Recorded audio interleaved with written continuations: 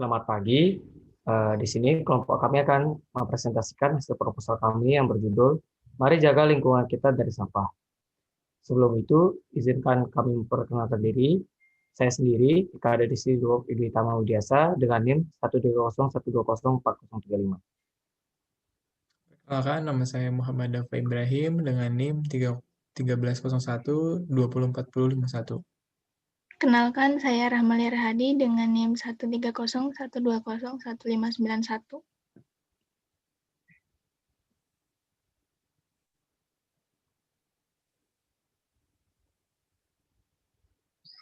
Baik, di sini saya akan menjelaskan apa itu sampah.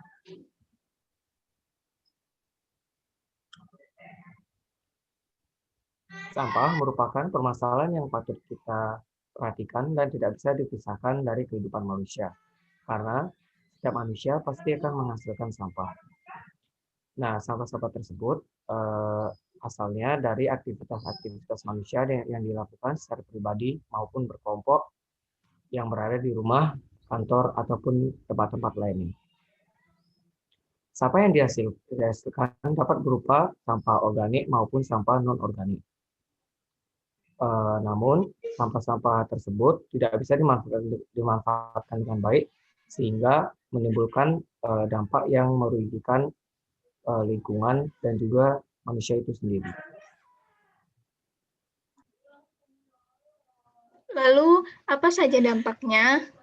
Yang pertama, sampah dapat merusak ekosistem tanah maupun ekosistem laut. Pada ekosistem darat, dapat sampah yang menumpuk lalu dibakar dan ditimbun di tanah dapat mengurangi tingkat kesuburan tanah. Sedangkan pada ekosistem laut, sampah dapat mencemari air dan membuat ikan-ikan musnah. Lalu, sampah yang terus-menerus dibuang ke sungai, sehingga saat hujan datang, sungai meluap dan dapat menyebabkan banjir, yang disebabkan oleh menyumbatnya saluran air oleh sampah. Di masa mendatang, sampah juga berbahaya bagi generasi selanjutnya, karena sampah anorganik ini tidak dapat terurai. Sampah yang dikumpulkan pada suatu tempat dapat merusak keindahan sekaligus dapat memunculkan bau-bau yang tidak sedap. Bau-bau ini dapat mencemari udara, apalagi sampah dari limbah-limbah pabrik yang mengandung CO2 dan NO2 itu dapat menyebabkan rusaknya lapisan ozon. Yang terakhir, tentunya sampah dapat mengganggu kesehatan. Karena sampah yang menumpuk mengundang lalat ataupun bakteri, sehingga jika tercium atau kontak dengan air yang kita gunakan, dapat membuat kita terserang penyakit. Mungkin banyak dampak yang disebabkan oleh sampah, namun saya dapat menjelaskan hanya ini saja. Oke, selanjutnya. Selanjutnya, apa yang harus kita lakukan? Tentunya banyak sekali hal-hal yang dapat kita lakukan dari mulai yang kecil, seperti membuang sampah pada tempatnya dan tidak membuang sampah sembarangan. Selanjutnya, kita bisa mendaur ulang sampah anorganik terutama yang sangat sulit untuk diurai, dapat kita daur ulang agar bisa dimanfaatkan kembali.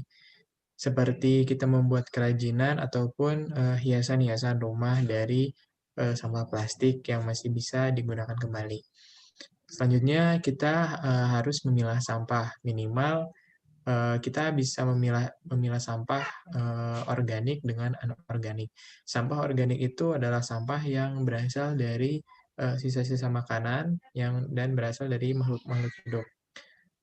Sedangkan sampah yang anorganik itu berasal dari sintetis seperti plastik dan lain-lainnya.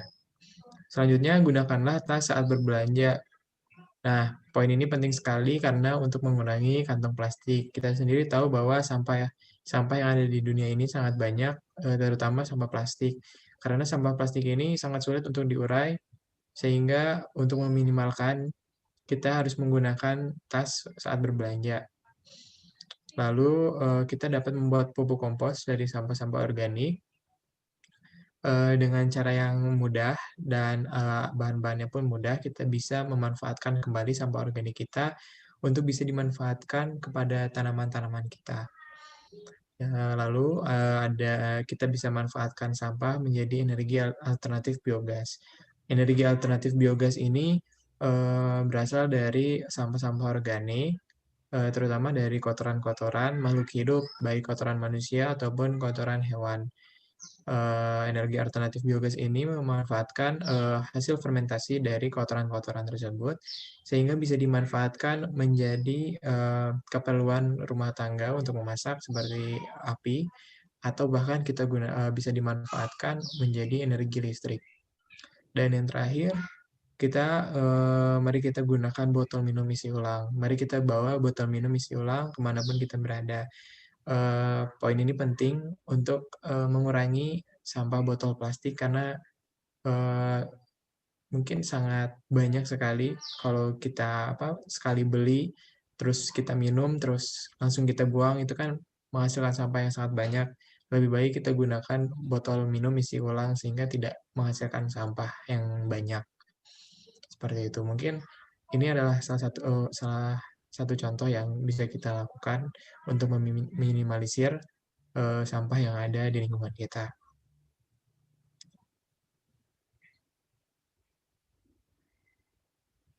Hijau dan bersih bukan hanya sebuah aspirasi, tetapi sebuah tindakan. Christine Pelosi. Jadi di akhir presentasi ini kami semua mengajak rekan-rekan semua, Bapak Ibu semua untuk mari kita rawat lingkungan kita, hindari dari sampah dengan melakukan hal-hal yang sudah dijelaskan kami. Minimal kita membuang sampah pada tempatnya, seperti itu.